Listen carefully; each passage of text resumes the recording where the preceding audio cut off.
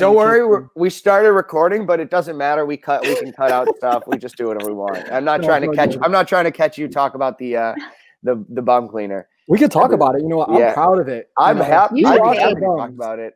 First of all, I think bums need to be cleaner. So that's just me, but it's just how it works. All right. I'm gonna start going. So hello everyone, and welcome to Sharin Stories. I'm your host, Andrew Prishlak. These are my two beautiful co-hosts, Sarah States and the real St. Paul. This is not going to be a therapy session.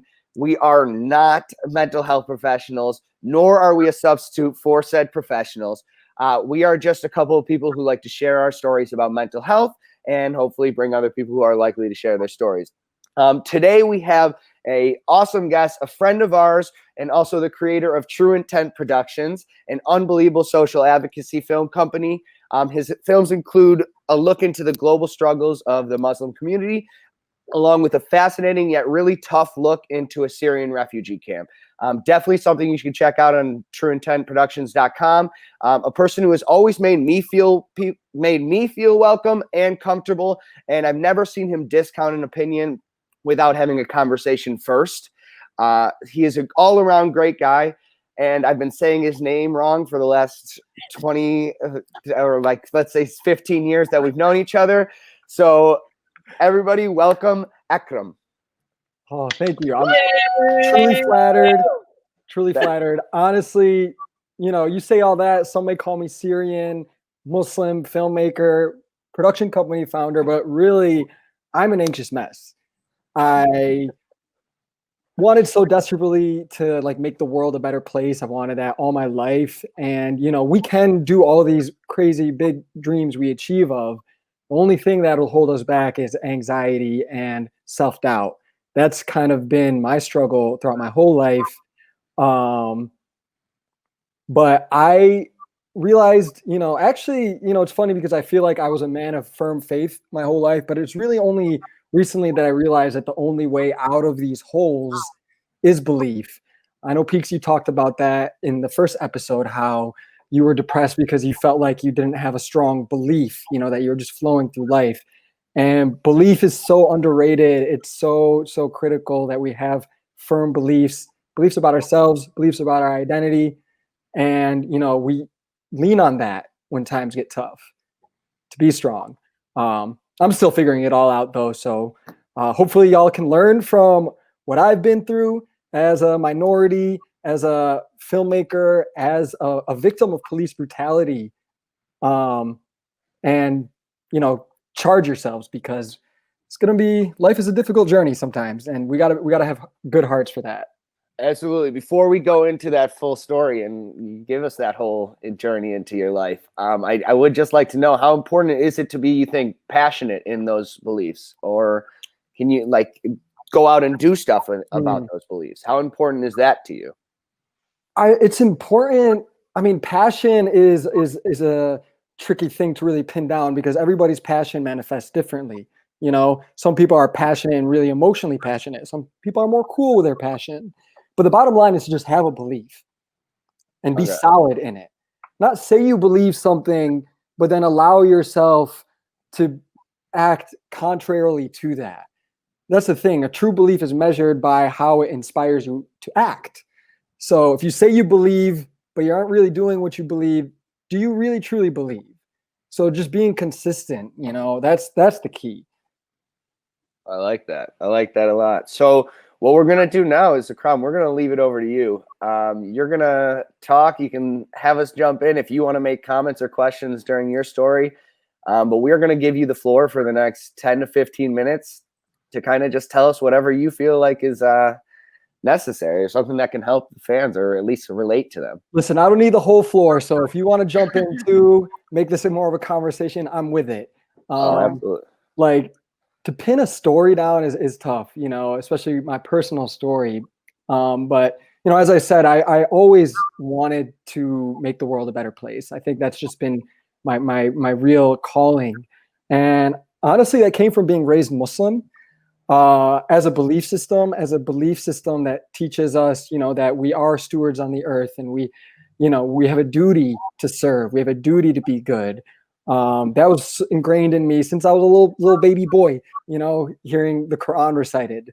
But it also came from just the experience of being Muslim American, which, left a lot of scars.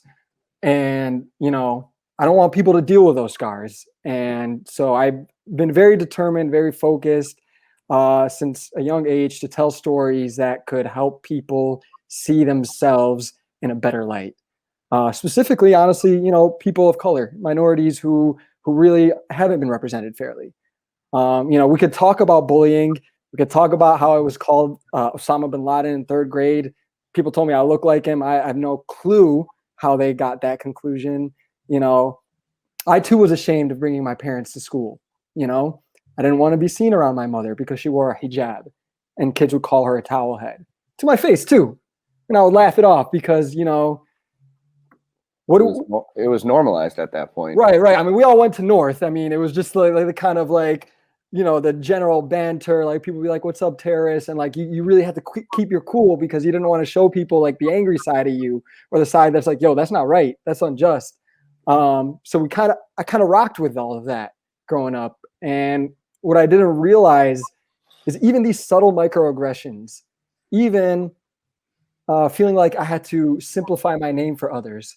Akram, my name's Akram, instead of like the beautiful name that is Akram, introducing myself boldly and proudly, even my hair, like, just like wanting that smooth soccer kid hair and not these like Arabian curls. These subtle things, they kind of take root in you and created a dissonance. And without realizing, I think I feared just being myself. I feared fully embracing who I am. Self-doubt. Doubt is the root of anxiety. So when you look off into the future and you're uncertain about an outcome and you fear things are going to go bad, that's doubt.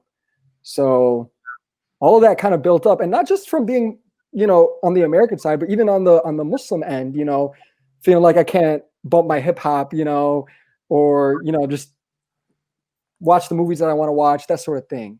And that's like the subtle internalized aspect of racism, is that it keeps us minorities from achieving our absolute best potential by making us be afraid of being fully authentically us. And, I think in general, education kind of intends to do that right now. I think it just makes people feel alienated if they're not the same as the other people around them. Mm-hmm. And a lot of times they are alienated, like you. I mean, it's not like you didn't go through this alienation. So I'm wondering, do you think it's leaning towards getting better in schools or for younger children, or do you think this trope or these stereotypes are still going to be strong and still kind of create this divide between school kids, I guess I should say? So we'll start young. I mean, I won't lie, I'm not a school kid, so I don't know. But I think depending where you go to school is actually a huge factor. Like, so my sister goes to a more diverse school, and she got a really cool, diverse friend group that uplifts each other rather than tears each other down for their differences. And, I'm gonna be real, like, it's on me. It's always on us. We like to, point at our traumas, and I think it's obviously traumas impact our mental health, and it's an easy place to start when we're telling our stories. I was bullied, yes. I was made to feel like I couldn't be myself, yes. But the hard truth is, like, life is very traumatic. Life is very difficult, especially if you're not white, and you need strong heart to weather the storm. You need to tell yourself that it's okay to be me. My name is Akram, and screw you for calling me a towel head. That ain't right, Like, we have to cultivate that confidence within us. And that kind of starts from understanding what's happening to us when we're starting to feel fearful, when we're starting to feel anxious. It's not just in your head, it's in your body too. Clenching your teeth, your stomach's churning, your heart starts to beat. We need to notice these things and actively work our way out of it. I know that's like not nearly an answer to whether or not it's getting better in schools, but real talk, I mean, what I'm getting at is like whether you go to a tough school or not, like you are in control of yourself, really. And it's easier said than done, and it's a battle that I still fight every day. You know, fast forward to 2020, I appear like a highly functional person, you know. I appear like I've succeeded in producing all this content, but I face this every single day. I constantly have to tell myself that I don't suck, constantly, you know, and that stuff is like better. It's better off that you face it really and start to turn yourself around, and that's kind of where I'm at right now. So I wouldn't say I've gotten better, but I'd say I'm on the turning point. I love that. I think that the when I sort of hit that point was so in school, I guess our experience is different. I think we've talked about this in the past, Akram, but I feel like it wasn't until after I left school and I realized how important it is to have spaces that are solely people that you identify with, like only people of color. I had I still do have essentially an all white friend group. Peaks is in that group too. And which I love them. I love them. But I'll always remember those experiences I had in high school where it was normalized behavior to, use slang words for Chinese people or whatever it was, or talk about my eye shape or different things like that. And that was coming from my friends whom I love and adore. Yeah. And obviously we've grown past that, but like, I'll always have that in my head. And it's just like that. Those were my friends all up until through this point, until I moved to New York and realized that it's so important to have spaces with people that look like you, understand your experience, have gone through what you've gone through without, and just like that group is really what made me understand that, there's just more, there's like more out there than just your past experiences. And it really helped me to move, sort of through that sort of, I would call it trauma. I don't know. Trauma seems like a really intense word to put on those sort of like childhood experiences of like whatever microaggressions or different things like that. But I think it builds up to some sort of trauma inside of you. Yeah. And I would call it trauma. So I think like having space where I could express that sort of trauma with people who've been through it and look like me was really sort of like the point where I was like, okay, I'm ready to take this on. It is deeply traumatic. And like a lot of people sadly don't find those spaces and don't realize they're even battling with this dissonance within themselves. And, I think you and I, Sarah, we're still very lucky, just being frank, we're lucky we're not Black. We're lucky it's not something like I could pass off as a white person. It's only when my ID comes out and they read my name, Muhammad Akram, that I experience state violence. And I have experienced state violence. The thing about, bullying is a smaller, it's a micro level of what's happening on a state level. It really is. It's this conditioning to keep us down, and, I was only 9 years old when I saw my entire mosque get rounded up by CBP and fingerprinted. This is real. This is happening in America. 3 years ago, I got choked by Border Patrol because they wanted to spy on my phone because my name is Muhammad. Like, this is real. And that story, I've heard it. It is just, I can't even, yeah. Yeah. It is terrible. And I'll let you know, I have been to their mosque. I've slept at their mosque, and I promise you, there is nothing to be fingerprinting there. Those guys are the most fun, hilarious. It was honestly one of the most memorable nights of my life up until this point. I can literally name everything that happened. From start to finish. And I mean, it's easy when like 6 hours of it was dodgeball, but still. It was so much fun.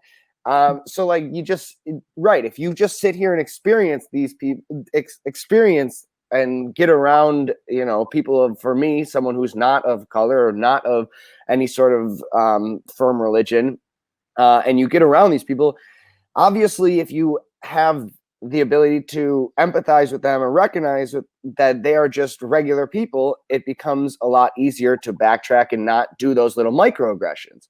Right. However, there are so many people who are, like we said, staying in my friend group alone, stay there.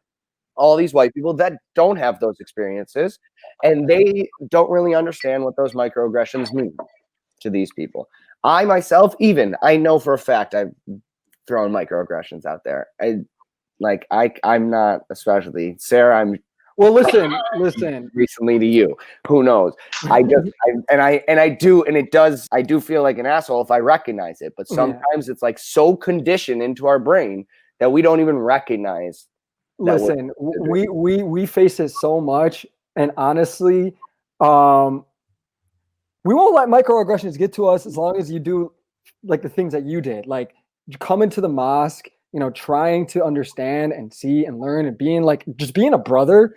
Yo, that was super dope. It was people like you, Peaks, and a kid named Eric Wilczynski, if you remember him, he stood up for me when I was getting bullied and harassed and told I should swim back to Iraq.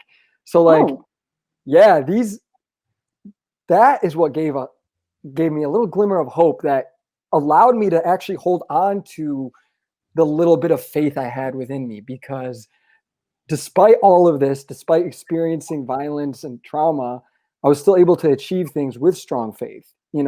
True intent is literally based on a hadith. إِنَّمَا الْأَعْمَالُ فِي النِّيَّةِ. The actions are according to their intention. Always lead with intention. So like I always was able to maintain a shred of that. And not saying y'all deserve the credit for it. That was me. But being a brother, coming to our mosque, helping us feel like, hey, we're not so weird. We can get down with everybody. Like that was great. Awesome. I appreciate that. But I do want to move a little bit back in towards your journey again as we keep going. But I feel like now you kind of recognize you're a little more comfortable with yourself overall as a person from when you were in high school, or I hope all of us are to a certain extent. But obviously anxiety still exists. So have you seen it manifest itself differently was anxiety different to you in middle school and high school than it is right now? Does it come from different things, or do you still see a lot of the same, kind of ideas or thoughts come through your mind when you're talking about anxiety? The stakes are higher now, man. The stakes are higher. So anxiety will become more coy, because I can't afford to be cooped up in my room listening to Drake for hours, but this voice in my head will tell me, your script isn't good enough. You should take on another client's project because you're just not good enough yet. You're not good enough yet. You're not good enough yet. Do another project. Delay your dream. You need more time, and then you just burrow deeper, deeper, and deeper. All of a sudden, you have a shoot tomorrow and you're like, what am I doing? I'm not qualified to direct this. And things start to get out of hand. It's way more subtle, but it's even more damaging than when I was younger. So I am actively trying to rewrite my narrative. I am actively trying to tell myself the things that I need to know about myself. We allow ourselves to get anxious because we look at ourselves through the worst lens possible, and we start to doubt through that. But we need to understand that when we are at our best, when our days are going awesome, when we are succeeding, that is our true self. All of the shortcomings are mistakes, or when you're out of alignment, when you're not listening to your inner voice. But when you're being you, there's results. So I need to keep telling myself, I know what I'm doing. I have firm belief. I am a Muslim. I wear this every day now. Everything's going to be all right. So my struggle has gotten actually more difficult in that, I can't just give up and shut down. I have to fight very, very actively now as an adult. But I think I got some tools. I got a toolkit, so I lean on that. Was there ever a time? Oh, sorry. Paul's listening so intently. What's up, Paul? I was just so relate to that because, me as myself, like I also in my past job I owned like one of the biggest electronic music blog in America, and Like I like toured and did videos and photos with like, you know, DJs and stuff, but like I totally know where you're coming from, where like I always have to one up myself because I'm not because I'm this Asian small guy and I'm not white and stuff like that. And it's just like just because of that qualification. And it's just like I have to tell myself I have to do better than everybody else. And that better is just a minimum to white people. Like, you know what I mean? You know, and it's just like and it's just like, you know, and I was like, why do I have to do the minimum that white people have to do? And that's like twice as hard for me. Just And because I'm the funny thing is, despite you touring, probably doing an incredible job, you probably still tell yourself you're not good enough, right? Even though you did it, even though you did the thing. Yeah. And it's just like I always think of myself like, oh, they're not gonna like me anymore if I do one mistake because of how I look, you know? And it's just like it's so crazy. And it's just also just like, you know, like going back to Sarah's like point about being in your community. And it's just in the LGBT community, there's always also a lot within that, there's also a lot of shame. There's just like, oh, if you're not like masked, or if you're not like white enough or black enough, there's also a lot of racism within the community. Like, do you experience that with your own like community, as you know, within your own? Or So I only experienced it when I allowed myself to experience it. Now, it exists. Yes. There is that kind of, you know, space between two worlds per se, where you're not quite Muslim enough, you're not quite American enough, you're not quite Asian enough, you're not quite an American enough. But it's only there if you acknowledge it. I was able to find people who accepted me for who I am when I started to accept myself for who I am. All of a sudden, I'm in these spaces and nobody bats an eye. Nobody cares that my ears are pierced at the mosque. Literally, nobody said nothing. And for 27 years, I wanted to get my ears pierced. I was like, damn, what would the imam say? The imam looked me at the eyes. He's like, looks nice, brother. I'm like, dang, there we go. Like, if you accept who you are, people will just feel that aura and they'll just be like, this is Akram. He doesn't need to be this much Arab or that much American. He's him, you know? You're Paul. You don't need to be whatever. Yeah, I firmly believe people literally radiate confidence, and you can recognize a person who comes into a room who's sure of themselves versus a person who's not. Right. I'm still working on the part being sure of myself, but we all are. Yep. We all are, but it is recognizable, and to get yourself to that point is maybe a part of your goal, right? Mm-hmm. Whatever it might be. Yeah. So the toolkit that I have, you know, there's a few Islamic things I'd love to share with you guys, and I'm not trying to push a religion or push religion. These are just things that I think are helpful, you know, understanding ourselves. You know, we know ourselves, we call ourselves our nafs. So our nafs, our ego, that's how we would translate it, does not necessarily have to have a negative connotation. I mean, that's you, you know. So, but we recognize that there's often three forms that the self will take. One is like this beastly form. It's a harsh word, but it's essentially people who do whatever the hell they want and they never feel bad about it. Their self, their ego will always seek to please itself and will derive pleasure. Hedonistic in nature. Hedonistic. That's a great way to put it. Those people, honestly, they're not at war with themselves. So they come off very, you know, happy, confident, whatever. But that's just because they've let go. You know, they've let the beast take over. I like that. And that's an interesting way of looking at it. Now there's the second state, a little bit higher. And I think this is where most people are, where we're struggling. It's the reproachful self. It's the self that is always looking and reflecting and criticizing, you know, like, I want to be this, you know, I want to be a good person, but, you know, today I ate the last yogurt in the fridge. You know, it's just like, why did I do that? You know, just like, it's always like critical. And that's a good place to be. And that's what I want people to know. If you're having anxiety and you're doubtful of yourself and you're constantly criticizing yourself, that means that you still have like a conscience. So you're in a good place. You're in a good place. You just got to move up, level up a little bit to the content self. This is a self that just has absolute trust in belief, that does what it believes it's good. So it's not totally giving up and just seeking pleasure, does good, and whatever the outcome, content.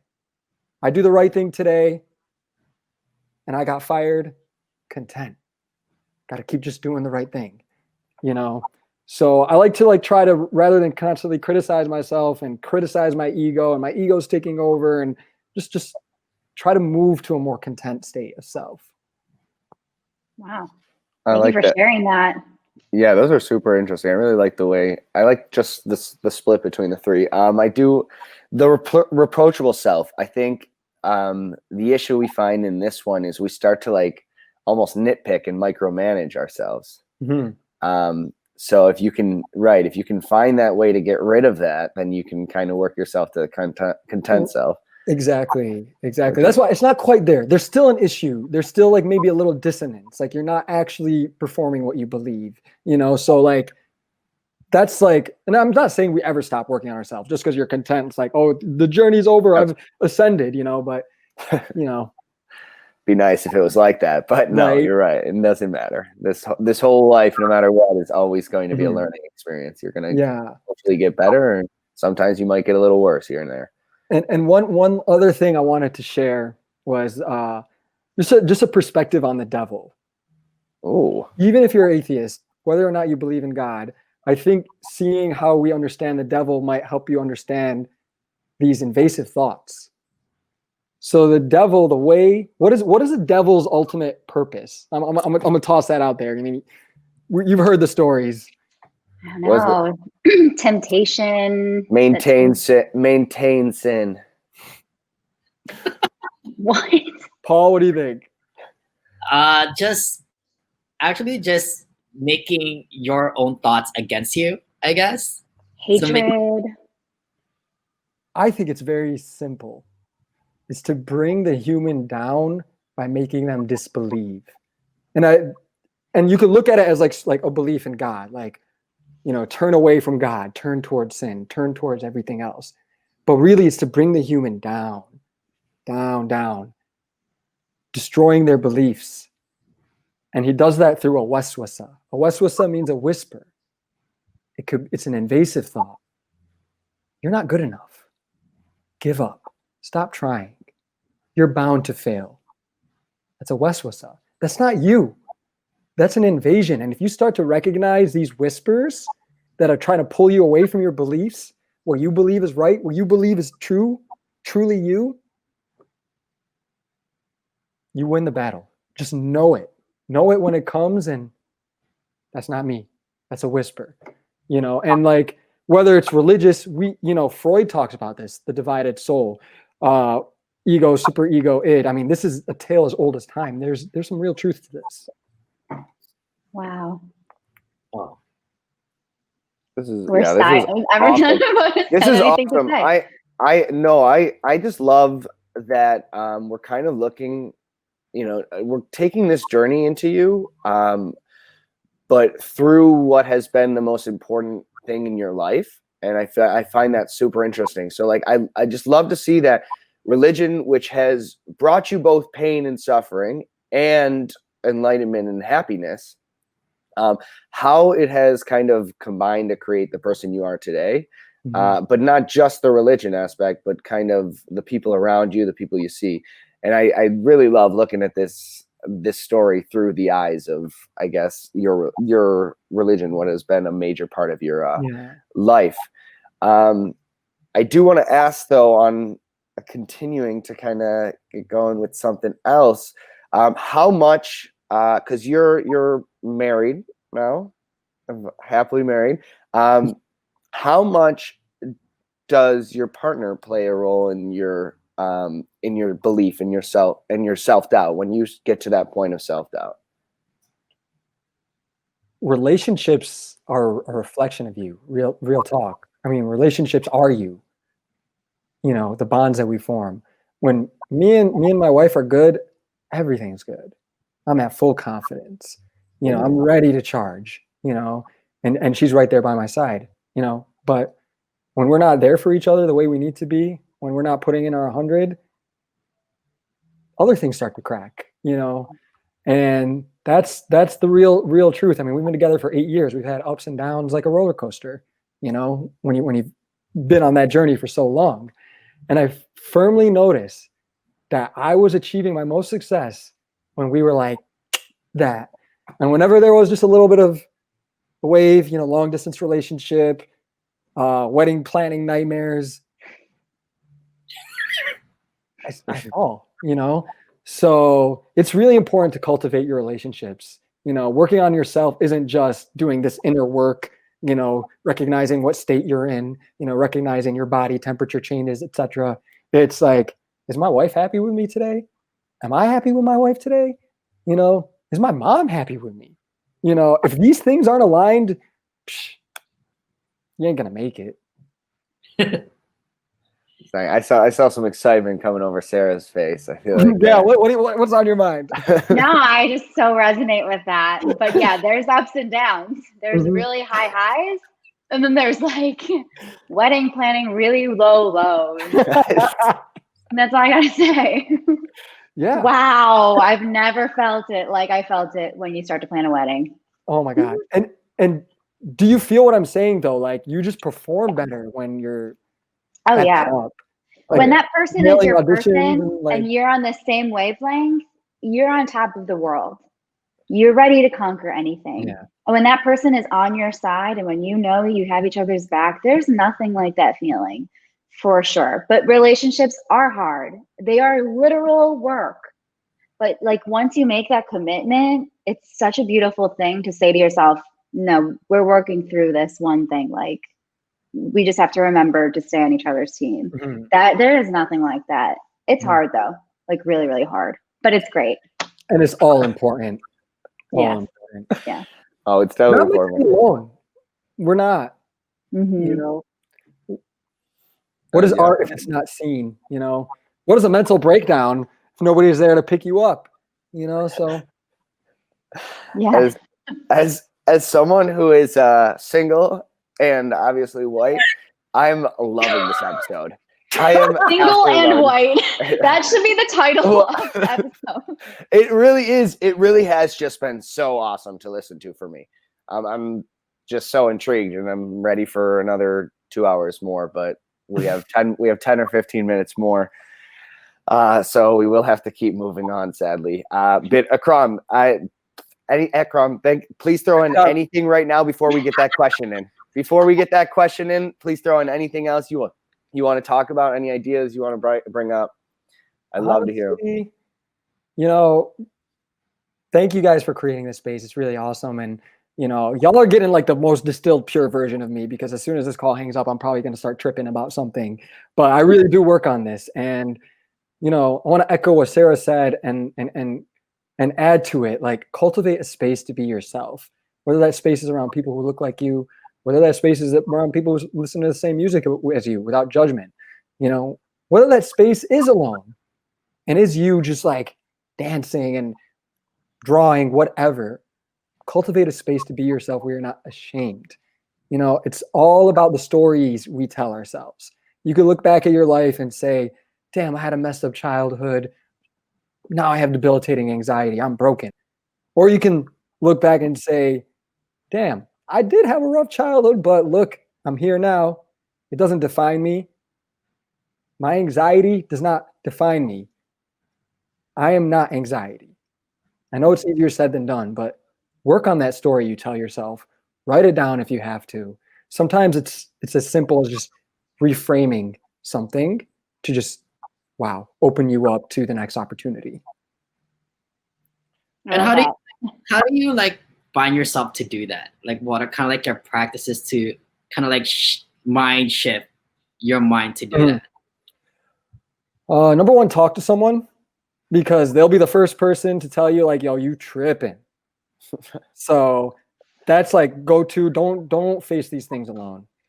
And then write it down and write the positive version, you know, write the positive version. Like I had a recent thing where, you know, I felt like I might have soured a business relationship because I said something brutally honest.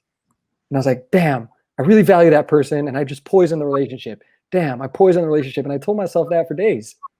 But then had talked to someone and they're like, yo, you tripping. And I was like, okay. And then I wrote down, this relationship is not poisoned. This person likes you and wants to continue working with you. Boom. We're working together again. So nice. I mean, I love that. Write the positive version. I love that. I think that's just a good way to do it. Show. You put your stuff down, the stuff that you know that you possibly struggle with, but write it down in a way that you're kind of like, okay, wait a second. There's some accomplishments here. There's some benefits out of what I've just learned here, right? I think that's awesome. So let's transition into this final little question. Give ourselves about 10 minutes to kind of speak on. And obviously, as someone who is in the film industry, someone who's done amazing podcasts with Mama's Basement, something I listen to every other week, and loved every second of it. Just got a brief look into two people that I knew for a long time, but did not know for a long time, I want to say. And so I want to jump into that film and television, and I want to see, how do we think as a whole mental health is portrayed in film and television?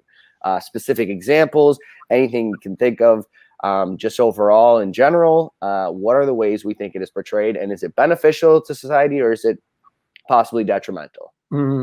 This is a great question. It's a very, very great question. And I'll be real with you. Very few pieces of cinema I think have really hit the subject. And I don't think it's the problem of like the cinema itself. I just think that we don't look at characters in the same way we look at people. You know what I mean? We often look at characters having strengths and weaknesses, having flaws, and their mental health issues are often in the flaw category. We often see them struggle to overcome it, and that is their journey. You know, so I think the way we receive this is very sensational and simplified. You know, because anxiety isn't necessarily a flaw. It means you got a ticking heart, like we just talked about. That it means you know you're checking yourself. So it's just really hard to really glean mental health through cinema. And to actually pull that off is a challenge. One piece of film and television that comes to my mind as just knocking it out the park is Mr. Robot. I don't know if you have any of you seen it. Yeah, I've seen it. They've seen all of it, like one to the end. I've seen the first season or first two seasons. I can't remember, but we're gonna get okay. Well, if we want to have a robust few minutes about this, I got to spoil the whole series then.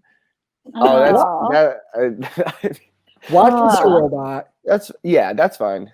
It's amazing, and I know the big events. But it takes a whole journey to get there. That's the thing. You don't just get it from season one. Season one, you get like an anxious, paranoid addict, hacker that wants to make the world a better place. Jeez, sounds familiar. And then, so I related to that hit. So maybe that's already doing a good job right there, because you have a connection. But by the end, it goes into his multiple personalities, and screw it, I'm just gonna say what the theme is. It unravels how we hide our truest self, and we bury it deep within and create a new version, a mask that we wear everywhere else. And sometimes we bury that piece of us so deep, we almost kill it. Sounds like Paris Hilton. Yes. Oh my God. Yes. Seriously. It's like creating a persona. Yeah. And it's like, and I don't know if you guys seen her documentary, where it's just like, it's amazing how like the film industry created this persona for her, and everybody thought that's exactly who she was. But in real life, she's actually a brilliant human being. Okay, but here's the thing: she did that as a like consciously, you know. At least I think. But I think now you can see how it's affected her, and I think it had to have had serious, long-lasting Ooh, I would not want to deal with that. Of course. But with Mr. Robot, it was unconscious. And I think with all of us, it's unconscious. And the really, really sad, heart-wrenching part about all this is that the version of himself that he just decided to shove so deep within and created this persona, this monster, this Mr. Robot, international hacker, soldier, whatever, this deep, deep version of himself was him as a child. It's just, when we looked at the world with such a bright perspective, I think honestly, all of us just want to protect that, and we allow ourselves to become different people, thinking we're safeguarding what is really dear to us. I feel like we really need to actually just tap in and let that come out. Yeah. I think overall film, I mean, so much of mental health is subconscious, so it is so hard to capture it. What I do think film does a good job of capturing, so oftentimes, is the journey to get there more so than the illness being portrayed. Let's take, I mean, obviously a bit of a intense one, but let's take the most recent Joker and just look at, you kind of recognize, I think the acting and everything is very well done. But I'd say the end result is a little bit harder to relate to, right? So the end result of the mental illness is a little bit harder to relate to. But as you see him struggle in life, as you see things not going his way, as you see him downward spiral, those are the things that are easier to relate to. And I think film does a good job of giving us those. At the same time, they dramatize them. Yeah, I ain't gonna lie. I think Joker stigmatized mental health. I think that was the other way. I mean, that's what I'm saying. I think the end result was poorly done. Exactly. And it dramatized it, like you said. We need to face people like Mr. Robot, who are highly functional, who are not, not crazy, but it happens. Like, we need to, I wish we saw more film. And I think there is, Lady Bird is a really good instance of someone who really dealt with a conflict of identity, in the way it actually showed how she recovered through repairing her relationship with her mom, realizing she didn't need to lean on some guy for her own self-worth. Like, that to me is like, wow. But we don't see it as mental health. That's the thing. We see it as Lady Bird. We see it as an eccentric character going through a struggle. And that's like the disconnect, I think, between cinema and mental health conversations. But, real talk, I think it's those more subtle things that we need to tap into to get a better grasp on what does it look like to have poor mental health. It doesn't mean you shoot a TV host, in front of the world because, you weren't validated. Yeah. Jumping out of a car because you don't want to be with your mom, I absolutely love that reference. I've seen Lady Bird a bunch. I adore Saoirse Ronan. She's currently my favorite actor in existence. And I just never really looked at it as the fact that, oh, wait a second, like, this person is really struggling with some sort of mental health a little bit. They are going through an identity crisis. I always just looked at it as, this is being a kid. This was what it was like being, having a neurotic mother who, I have a friend who we oftentimes relate to Lady Bird.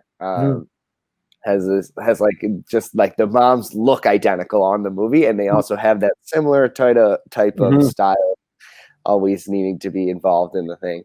And it really was like right there, I guess alone, I just never recognized how much it connects to people. And who is that? Greta Gerwig? Did she direct it? She knows how to make it, how to bring it home. She knows how to make things, real. It's so layered. Like, Lady Bird was poor, and she was ashamed of that. Maybe poor is like on the spectrum. She still lived in a nice house in a house in America, but she was poor relative to her peers. And she allowed the stigma of being poor to internalize and prevent her from being her true self. She was ashamed of inviting her friend to her real house. She pointed to another house and said, "That's mine." It's the same thing as, being Muslim and being ashamed to show my mom to others. Cut that out. Be you, and let the chips fall as they may. Hell yeah.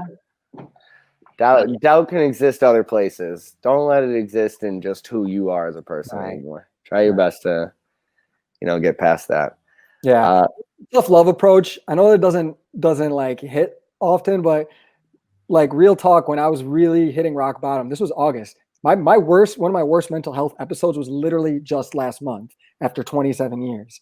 I think Corona, if you got a crack in you, it's now a gaping hole. But, it took somebody looking me in the eye, somebody from my community to say, just cut that shit out. You're great. If you need to hear that, cut that shit out. You're fucking great. All right. Love that. Oh yeah. Tough.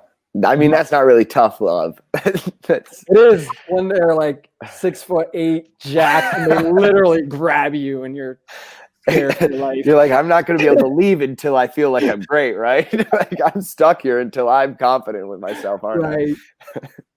No, that is good. It's important to have people in your life kind of to hit you in the head sometimes and say, you know what? Like, look at yourself.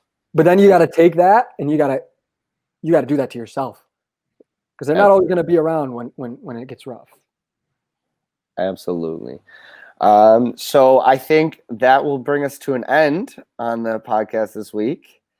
So first off, Akram, thank you so much for coming on. I had a blast listening to kind of your story, but more so just your ideals and your beliefs are always interesting to me, and I always love hearing about them.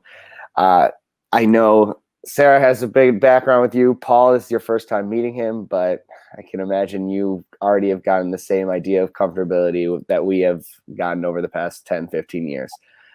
So I'm going to say goodbye, but I'll let these two say a little bit of something before they sign off as well. I just want to say thank you for sharing all that you shared. And I'm almost like jealous of your spirituality and your beliefs. And I just want to find something similar for myself. I guess that's part of my journey.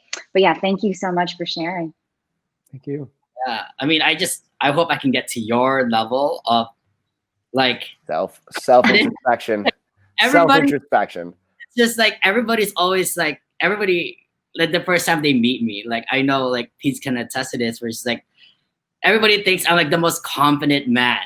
Because like I don't give a fuck what anybody says. I'm the most insecure person in the world. Like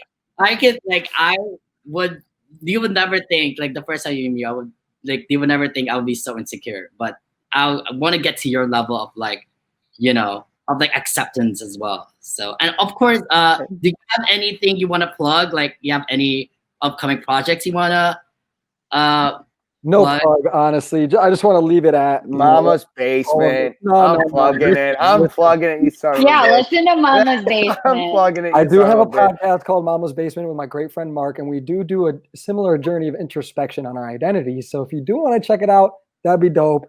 Otherwise, don't let those whispers get to you. Don't say, I wish I was confident. I am confident. And yeah, you may stumble doing that every now and then, but just keep telling yourself that's what you are, and you'll get there.